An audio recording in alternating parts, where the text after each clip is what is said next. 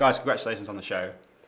Thank you. How have you found the reactions so far? Because I know you took it to Tribeca and you've been doing press for quite a while now. Have you enjoyed what people are saying about it so far? Or Yeah, we really have. Yeah, I think our aim is just to kind of like entertain and delight people, particularly people who love movies from the 80s and 90s like The Princess Bride, Robin Hood, Prince of Thieves, Back to the Future, Shakespeare in Love, anything like that.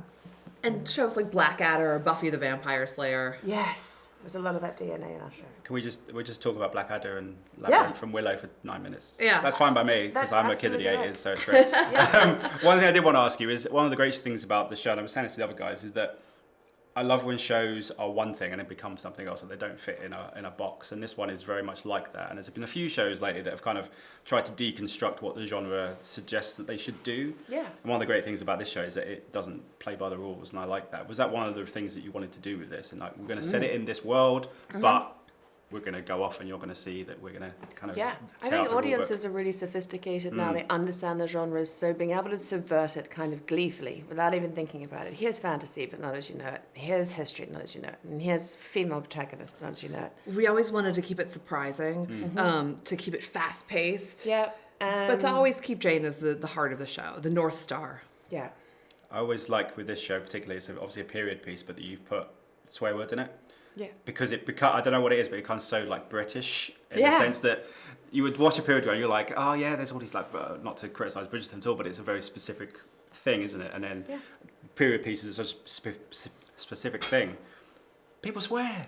I love it. Like, straight away, you're just like straight in there. I love it. Just a little bit. It was really fun in the casting process when we were casting Margaret Grey, Jane's little sister. Played by Robyn Betteridge. Who is extraordinary. She's wonderful. But when we were casting it, we got to see about 25 little girls say, fuck that! Over and over again. Fuck that! It was amazing. She is perfect. And she does have a scene in this film that I don't want to spoil for Don't anybody. spoil it. Don't spoil it. There's one National scene, treasure. we were just like, there's awards just there.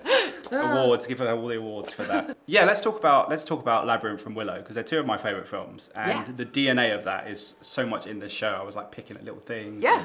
And, obviously, Jane reminded me very much of Jennifer Connelly's character, Sarah, and everything else in there. What are the pull for you of those shows? I know I can imagine you grew up on them, but those films, should I say, they're so different to everything else that was out in the 80s, and they were kind of, again, changing fantasy as to what it should be. Yeah, we thought about it a lot. I think one of the things is having that action-adventure heart, but with a comedic edge, and also having lots of little characters that are super weird. That all pop. Yes. And are all completely the brownies bizarre. in Willow, and the little caterpillar. I mean, everybody in the Labyrinth, basically. Yeah. You know, Ludo, everybody.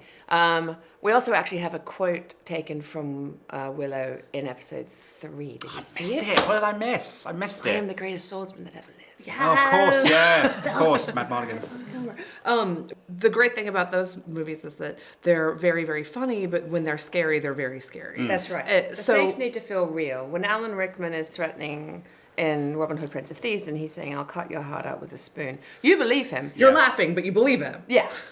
He's going to do It's it. the same with Labyrinth. The Goblin It's King. Yes, David Bowie's a absolutely. very scary So person, you have to does. say. Yeah. Also, did you take some leaps out of his codpiece? Because I have to say, the scene where they all, like I said to Rob earlier, it's like when they chose Ewan McGregor and all those guys choose their lightsabers in Star Wars. Like, looking at the cod pieces. I was like, this is so out of Labyrinth. It's brilliant.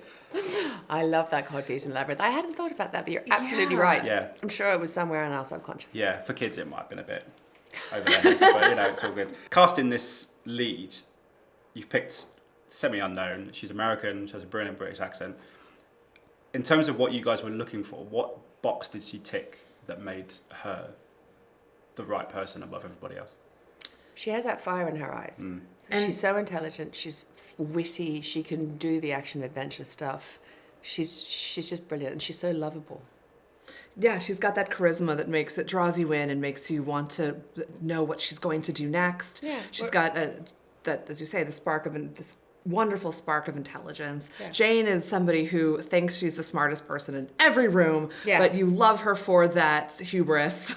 Yeah. And Emily has that. She brings it time and time again. Just anything we asked her to do, she could do it. Yeah, She's and you're so always gifted. on her side, which is really important. And she needs to be able to make bad decisions, and you still want her to win even when you know that she might not. Yeah. You want her to win, but you want her to learn and grow.